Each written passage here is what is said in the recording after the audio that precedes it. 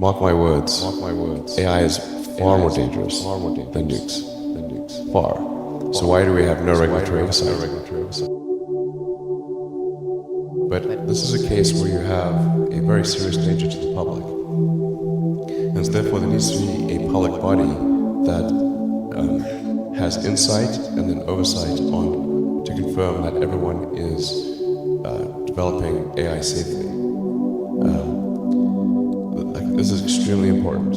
I think the danger of AI is much greater than the danger of nuclear warheads, by a lot. And nobody would suggest that we allow anyone to just build nuclear warheads if they want. That would be insane. And AI is perhaps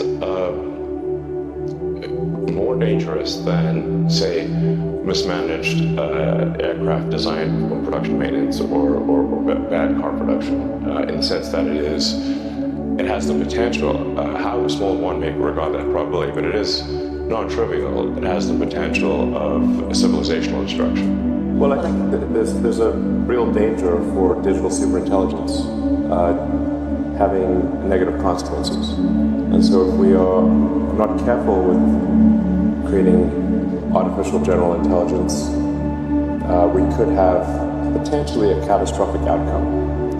So, now I think there's a range of possibilities. I think the most likely outcome is positive for AI, but that's not every possible outcome. Yeah, so I've been thinking about AI for a long time, since I was in college, really.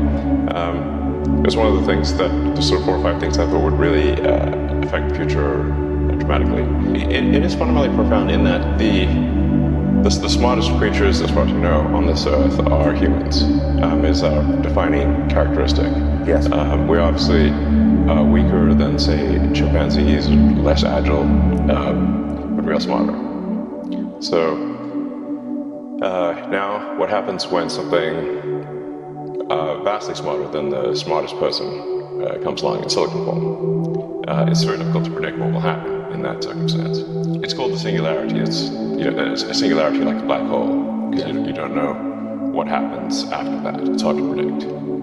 So I think we should be cautious with AI, and I think there should be some government oversight, because it's a danger to the public.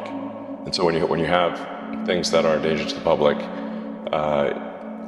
like let's say, so food and drugs. That's why we have the Food and Drug Administration, right, and the Federal Aviation Administration, the FCC.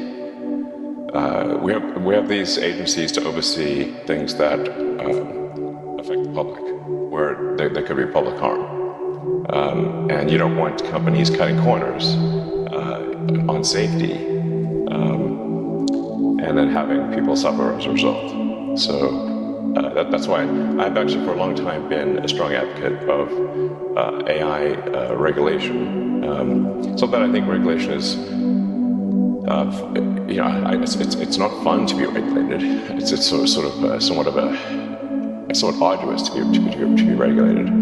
I have a lot of experience with regulated industries, because obviously automotive is highly regulated. You could fill this room with all the regulations that are required for a production car just in the United States, and then there's a whole different set of regulations in Europe and China and the rest of the world. So very familiar with being overseen by a lot of regulators. And the same thing is true with rockets. You can't just willy-nilly shoot rockets off, but not big ones anyway, because the FAA oversees that. And then even to get a launch license, there are probably half a dozen or more federal agencies that need to approve it, plus state agencies. So I've been through so many regulatory situations, it's insane. And sometimes people think I'm some sort of like regulatory maverick that sort of defies regulators on a regular basis, but this is actually not the case. Once in a blue moon, rarely I will disagree with regulators, but the vast majority of the time, my companies agree with the regulations and comply.